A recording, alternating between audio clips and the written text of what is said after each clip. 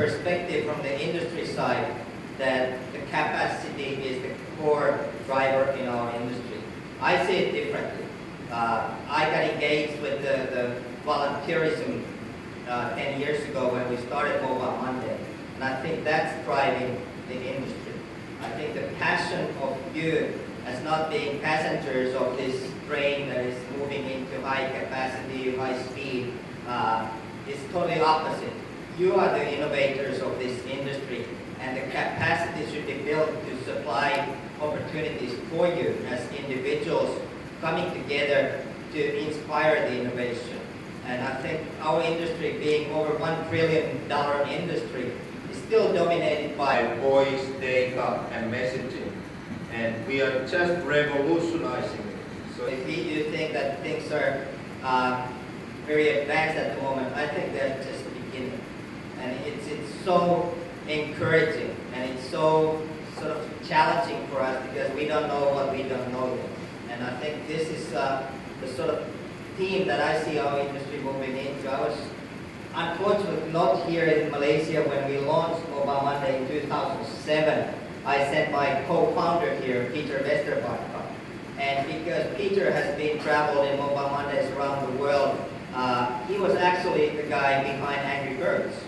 So with Datuk Badlisham saying that we need to find new Romeos and Angry Birds, I think this is the opportunity that we see, that the global marketplace is so small that you can actually build services and companies that are born global.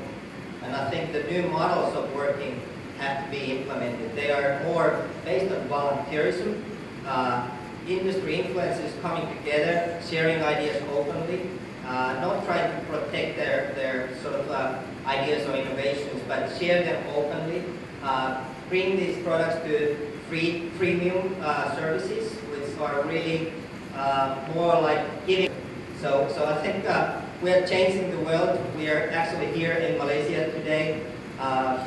We brought the teams from Japan, Vietnam, Indonesia, Pakistan, India here to work with you to create something that is regionally and globally relevant.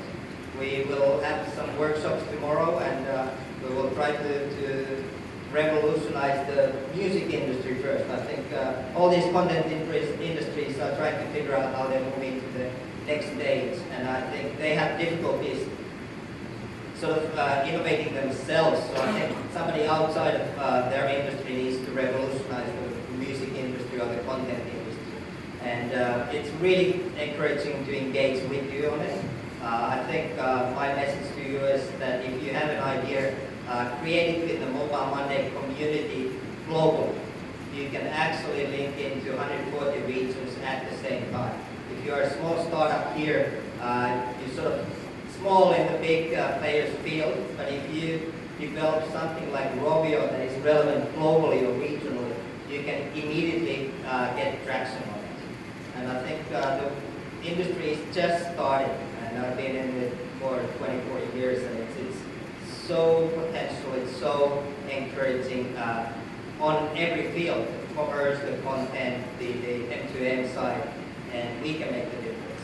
So thank you for inviting me here again, and let's make it enjoyable, and let's get the success stories from Malaysia out to the globe. That's my passion to serve you. Thank you.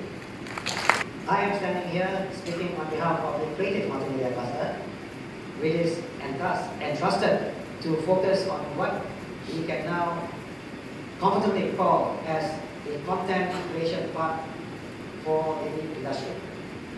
Now, content today, of course, means many things to many people, but at the end of the day, it's all about the content that you can have with you at, like I've said earlier, anytime, anywhere, and by anyone. Now, this is not as complex as it seems. Now, at MDeC, this is how we view the whole thing.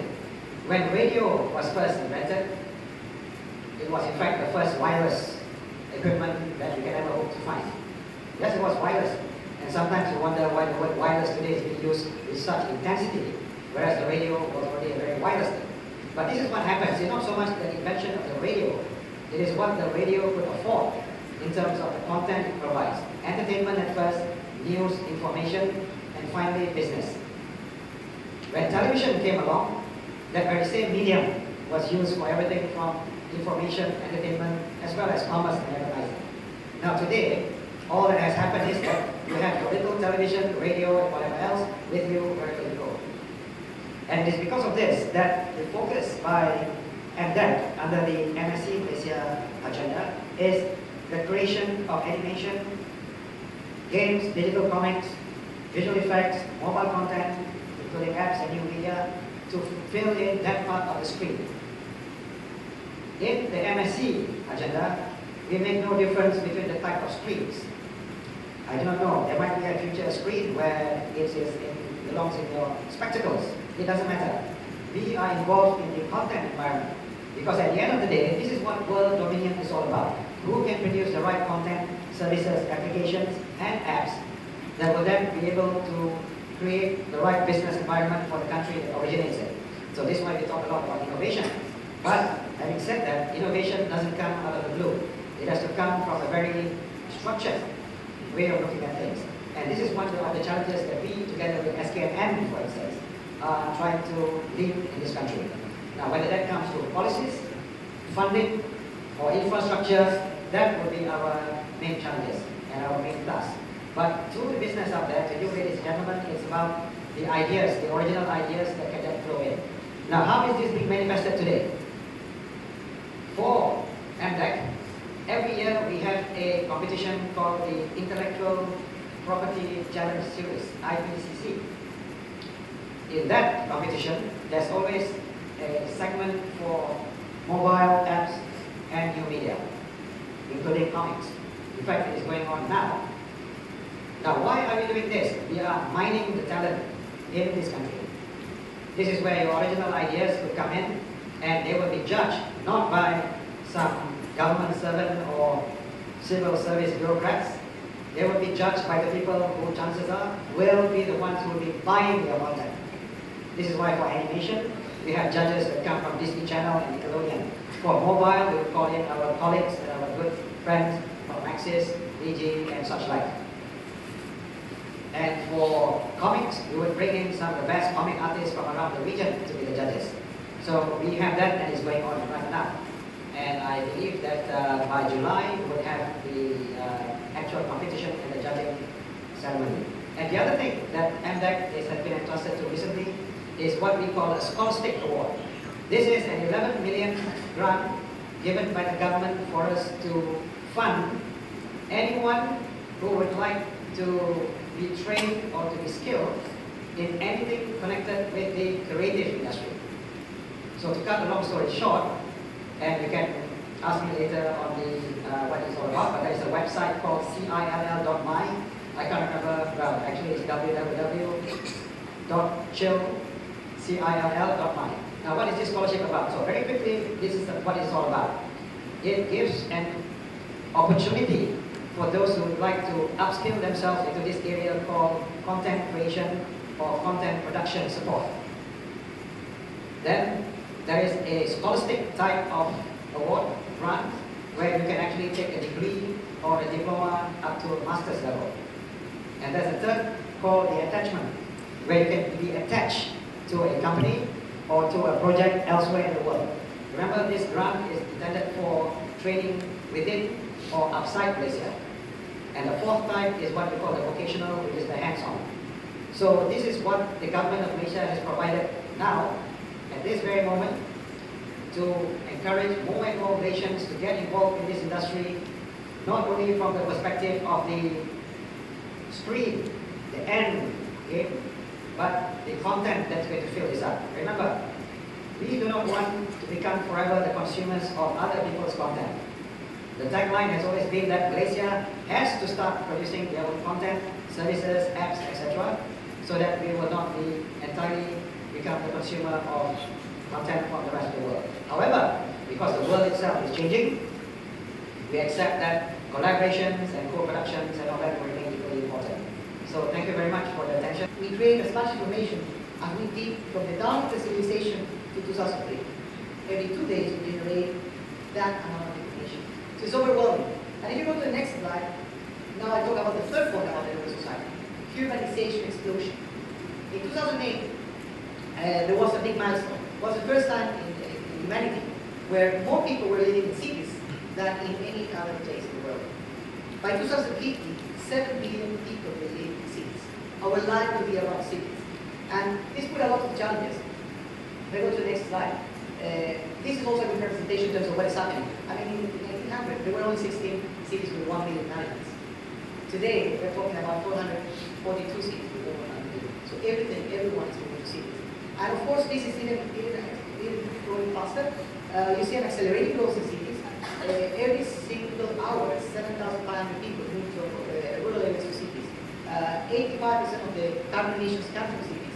75% of the energy consumption comes from cities. We are already connected, everyone, more or less in the world.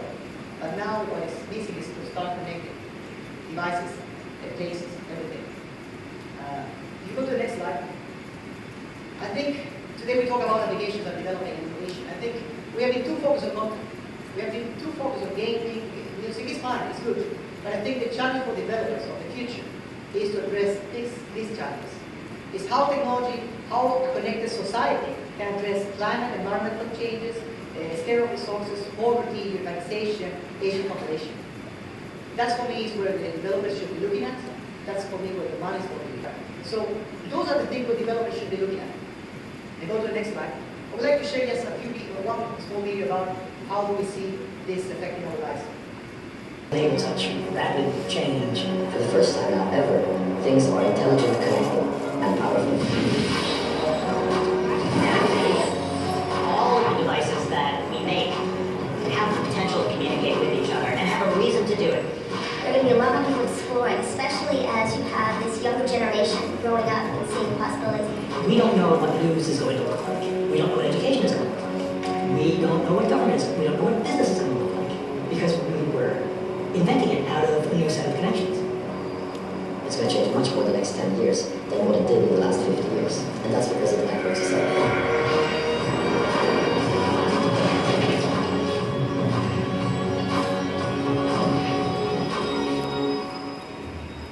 To think outside the box, to think how applications can make our society better, how you can leverage this huge amount of growth that we're going to see in the mobile industry, mainly powered by the mobile internet. Thank you very much.